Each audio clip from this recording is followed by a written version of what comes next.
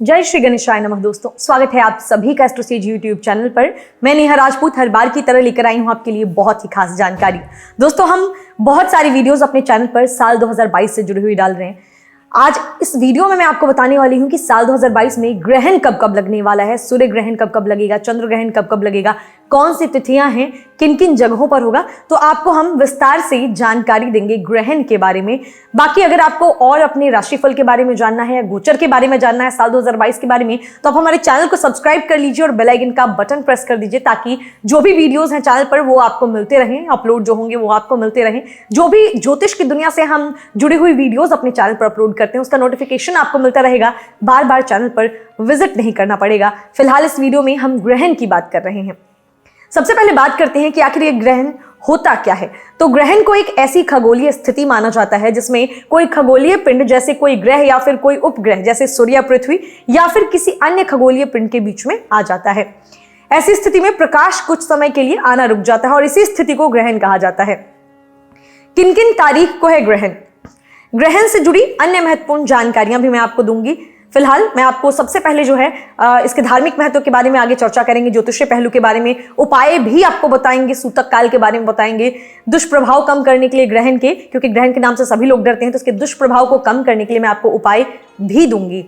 तो सबसे पहले बात करें अगर सूर्य ग्रहण की, तो इस साल यानी 2022 में 2 सूर्य ग्रहण और 2 चंद्र ग्रहण लगेंगे। दृश्यता की बात करें तो इनमें से कुछ ग्रहण तो भारत में नजर आएंगे, लेकिन वहीं कुछ ग्रहण भारत में नहीं देखे जा सकेंगे।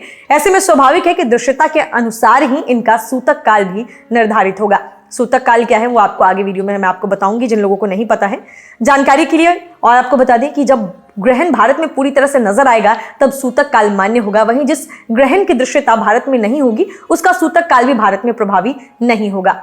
अब सबसे पहले जानते हैं सूर्य ग्रहण के बारे में।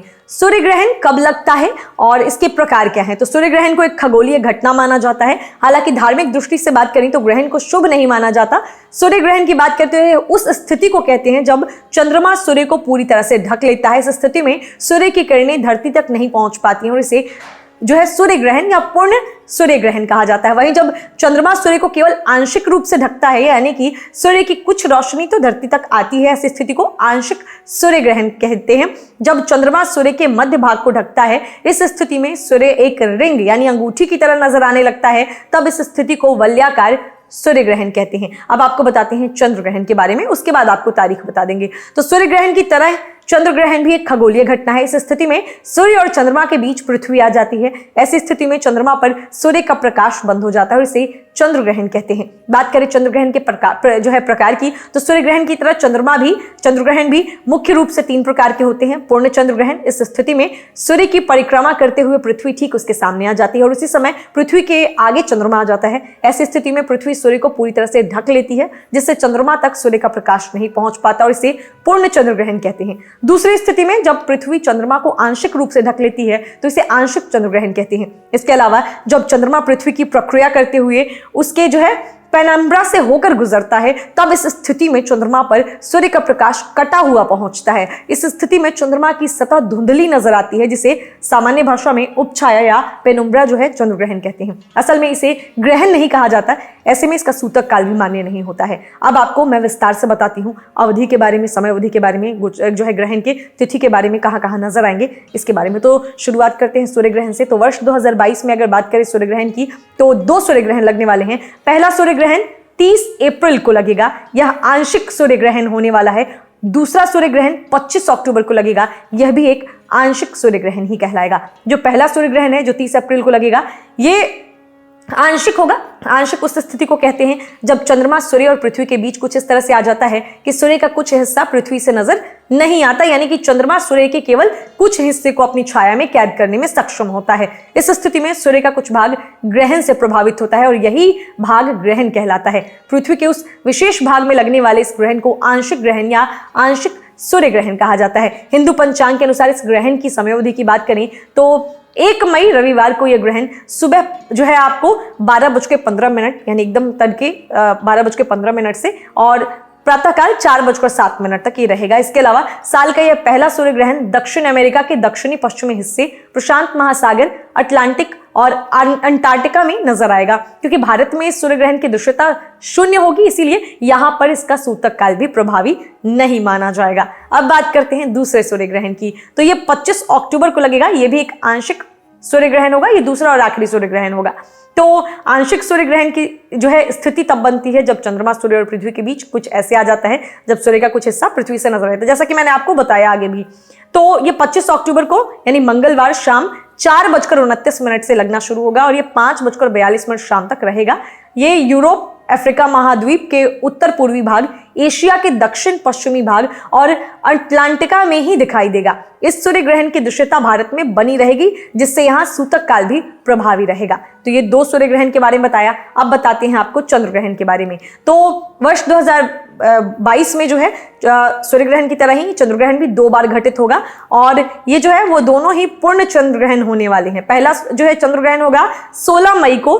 ग्रहण के समय की बात करें तो भारतीय समय अनुसार यह सोमवार को सुबह 8:59 से 10:23 तक दिन में रहेगा, यानी प्रातःकाल। साल का पहला चंद्र ग्रहण दक्षिणी पश्चिमी यूरोप, दक्षिणी पश्चिमी एशिया, अफ्रीका, उत्तरी अमेरिका के अधिकांश हिस्सों, दक्षिण अमेरिका, प्रशांत महासागर, हिंद महासागर, अटलांटिका और अंटार्कटिका में दिखाई देगा। क्योंकि भारत में इस चंद्र ग्रहण की दृश्यता शून्य होगी, इसीलिए यहां इसका सूतक काल प्रभावी नहीं होगा। दूसरा चंद्र ग्रहण कब लगेगा ये जानिए। साल 2022 का दूसरा और आखिरी चंद्र ग्रहण लगेगा 8 नवंबर को, जो कि शाम 5:28 से शुरू होगा और 7:26 शाम तक रहेगा। इस चंद्र ग्रहण के दृश्य क्षेत्र की बात करें तो उत्तर पूर्वी यूरोप, एशिया, ऑस्ट्रेलिया, उत्तरी अमेरिका, अधिकांश दक्षिण अमेरिका, प्रशांत महासागर, अटलांटिका, हिंद महासागर, अंटार्कटिका होंगी। यह चंद्र ग्रहण भारत में दिखाई देगा, इसीलिए सूतक यहां भी प्रभावी रहेगा। अब आपको बताती हूं कि सूतक काल क्या होता है, ग्रहण से पहले लगने वाला सूतक होता क्या है। तो ग्रहण का जिक्र होता है तो सूतक काल की बात अवश्य की जाती है। ऐसे में सवाल होता है कि आखिर सूतक काल कहते किसे हैं। तो ग्रहण से जो है लगने से पहले की समयावधि को अशुभ माना जाता है, ये आपकी जानकारी के लिए बता दूं, और यही समय जो होता है ये सूतक कहा जाता है। इस समयावधि में किसी भी तरह का कोई शुभ काम या मांगलिक कार्य नहीं किया जाना चाहिए। कहते हैं यदि सूतक काल के दौरान कोई भी व्यक्ति शुभ कार्य करता है या नया काम शुरू करता है या मांगलिक कार्य करता है तो उसे शुभ फल की जगह अशुभ फल की प्राप्ति होती है। यही वजह है कि सूतक काल से बचने के लिए कुछ प्रभावी उपाय भी बताए गए हैं, जिन्हें ग्रहण के दौरान आप अपने परिवार के साथ करके ग्रहण के अशुभ प्रभाव से बच सकते हैं। अब आपको बताती हूँ कि सूतक काल की गणना कैसे की जाती है, जिससे आपको वर्ष 2022 में लगने वाले ग्रहण के सूतक काल की जानकारी प्राप्त हो सके। तो ज्योतिष के अनुसार ग्रहण के सूतक काल में किसी भी तरह का हो शुभ कार्य करने की मनाही होती है। ऐसे में स्वाभाविक है कि इसके लिए इस बात की जानकारी होना बेहद आवश्यक है कि ग्रहण का सूतक कब से लग रहा है और यह कब तक प्रभावी रहेगा। सूतक काल की गणना के लिए सबसे पहले सूर्य ग्रहण और चंद्र ग्रहण की तिथि के साथ समय का सटीक ज्ञान होना बेहद आवश्यक है। ऐसा इसलिए क्योंकि जब सूर्य ग्रहण के सूतक काल की बात करते हैं तो ऐसे में सूर्य ग्रहण घटित होने से ठीक 12 घंटे पहले से उसका सूतक काल शुरू हो जाता है और सूतक काल ग्रहण समाप्त होने के बाद समाप्त होता है। इसी तरह जब चंद्र ग्रहण के सूतक काल की बात करते हैं तो चंद्र ग्रहण का सूतक काल चंद्र ग्रहण शुरू होने से ठीक 9 घंटे पहले प्रारंभ हो जाता है और चंद्र ग्रहण समाप्त होने के बाद समाप्त हो जाता है। अब आपको बताती हूँ कि सूतक में काल जो है सूतक काल में क्या करना चाहिए और क्या नहीं करना चाहिए। तो सूतक काल के दौरान जितना मुमकिन हो कम बोले और भगवान की भक्ति में अपना मन लगाएं, भगवान का ध्यान करें, उनकी पूजा करें। सूतक काल के दौरान ग्रहण से संबंधित ग्रह की शांति के लिए पूजा करें, पाठ करें और मंत्रों का जाप करें। सूतक काल के समय जितना मुमकिन हो योग और ध्यान करें। ऐसा करने से आपकी मानसिक शक्ति का विकास होगा और आप खुद को और अपने परिवार को ग्रहण के दुष्प्रभाव से भी बचा सकेंगे। सूतक काल लगने के दौरान मुमकिन हो तो खाना नहीं बनाएं और अगर खाना बना लिया है तो उसमें तुलसी के पत्ते डालकर रख दें। चंद्र ग्रहण के दौरान चंद्र मंत्रों का जाप करें और सूर्य ग्रहण के दौरान सूर्य मंत्रों का परिवार के साथ जो है सब परिवार स्पष्ट उच्चारण पूर्वक जाप करें। इस दौरान की जाने वाली पूजा में मिट्टी के दियों का इस्तेमाल करें। जब सूतक काल समाप्त हो जाए तो घर को साफ करें, दोबारा पूजा पाठ करें और स्नान करें।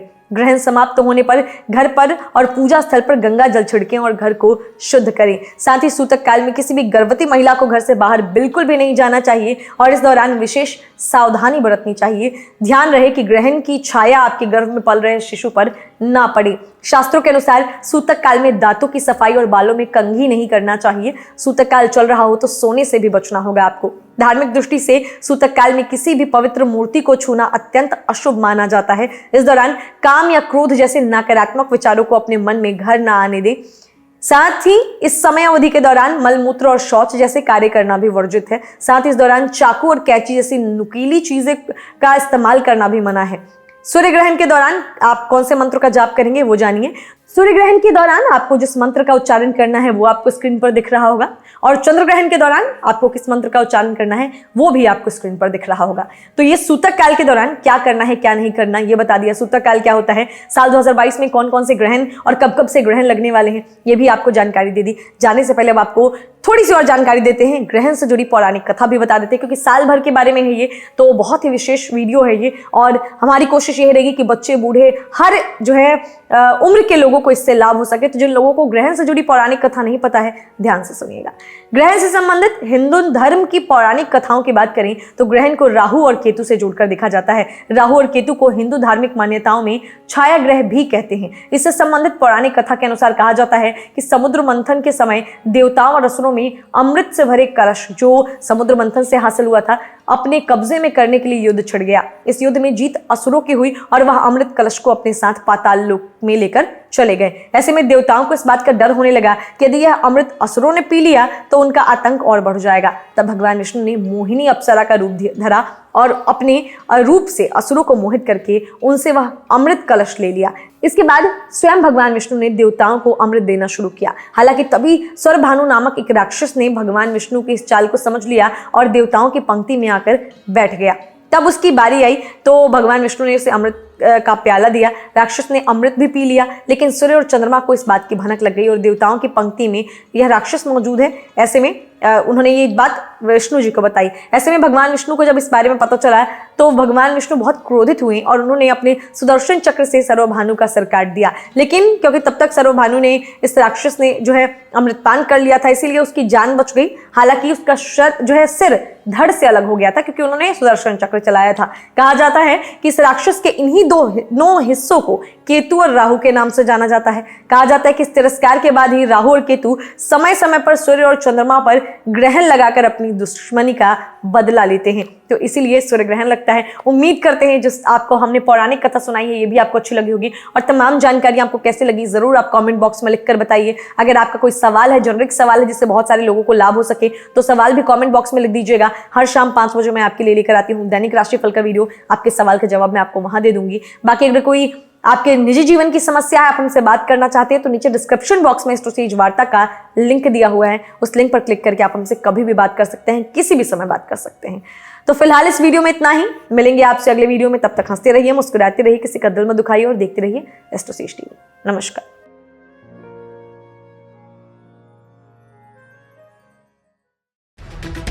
For regular updates, follow our Instagram page right now.